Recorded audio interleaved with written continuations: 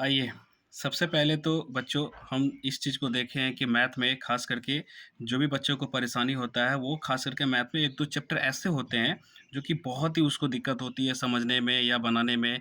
तो सबसे पहले हम आज उन्हीं का काम करने की कोशिश कर रहे हैं कि बच्चों को जो टॉपिक हार्ड लगता है, उसे बहुत ही आसानी तरीके से समझें और उसको आसानी तरीके से कोशिश करेंगे कि वह कैसे ही समझ में आए और बनाने का कोशिश करेंगे। तो टॉपिक का नेम है कि 2 चर वाले रैखिक समीकरण युग्म। इसमें कुछ महत्वपूर्ण रूल्स आते हैं, ठीक है? जिसे हम आसानी से समझेंगे। पहला रूल्स है कि A1 by A2 is equal to not B1 by B2। ये कहने का मतलब है कि ये दोनों जो रूल्स हैं आपस में बराबर नहीं है।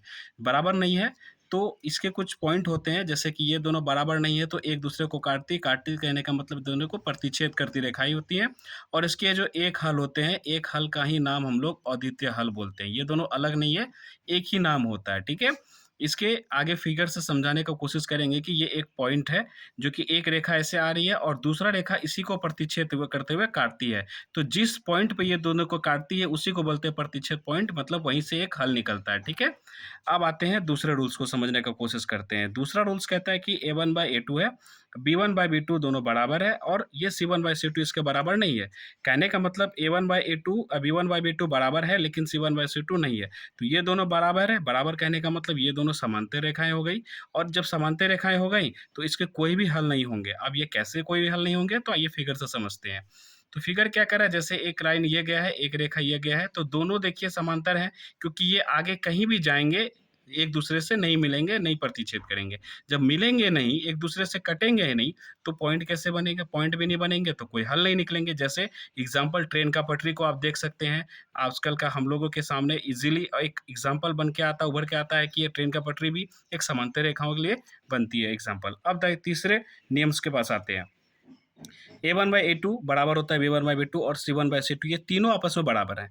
बराबर कहने का मतलब इसके रूल्स बन जाते हैं, अब समबाती रेखाएँ, सॉरी, समस्याएँ को हटा दें, मेरे बातों पे गौर करें।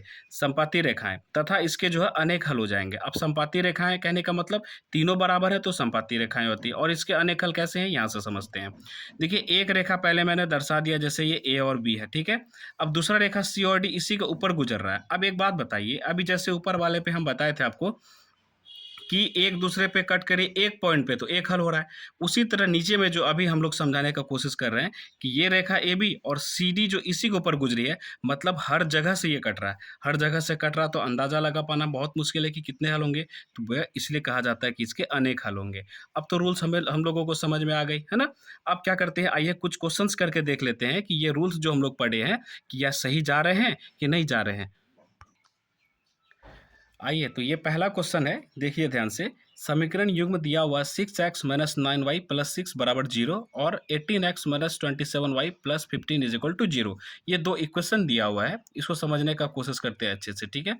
चलिए, तो ये लिख सकते हैं क्या, 6x माइनस 9y प्लस 6 बराबर 0 है और एक दिया हुआ है 18x माइनस 27y प्लस 15 बराबर 0 है। तो इसको आप रूल्स पे लिख देंगे, A1 by A2, B1 by B2 और बराबर C1 बाय C2 है कि नहीं है। ये रूल्स पे हम लोग चेक करते हैं। तो पहले देख रहे हैं क्या है, 6/9 है, 6/18 है, इज इक्वल टू B1 में क्या कह रहा है, यहाँ -9 है और यहाँ पे -27 है। यहाँ पे क्या कह रहा है, 6/15 है ना? तो एक चीज़ गौर से देख रहे हैं कि माइनस माइनस तो कर दिया, 6 1 जा 6, 3 3 टाइम में कर दिया, 9 1 जा 9, 9 से 3 टाइम में कर दिया। तो ये कैसा बन के आ रहा है, 1/3 इज इक्वल टू 1/3 और ये जो इक्वल नहीं हो रहा है क्योंकि 6/15 ये कट के आ रहा है 2 और 5, तो ये 2 और 5 हो रहा है, जो कि ये इसके इक्वल नहीं है, तो ये रूल्स ऐसा हो रहा है। अब ऐसा रूल्स बन रहा है तो ये इसको इस तरह का रूल्स बना देंगे। क्यों बना देंगे, क्योंकि A और B बराबर है लेकिन C बराबर नहीं है। जब A और B बराबर है और C बराबर नहीं है, तो इसके क्या बताए थे कि ये जो है रेखाएं समांतर रेखाएं हो जाती हैं और इसके हल जो होते हैं वो क्या होते हैं, कोई भी हल नहीं होते। क्या होते हैं, कोई भी हल नहीं होंगे। जैसे ऑप्शन नंबर 3, क्योंकि समांतर है, एक दूसरे को प्रतिच्छेद नहीं करती हैं, ये समांतर है, प्रतिच्छेद नहीं करती हैं तो कोई भी हल नहीं होंगे। ठीक है, ये समझ में आ गया। अब हम लोग लगाते हैं दूसरा क्वेश्चन समझने की कोशिश करते हैं।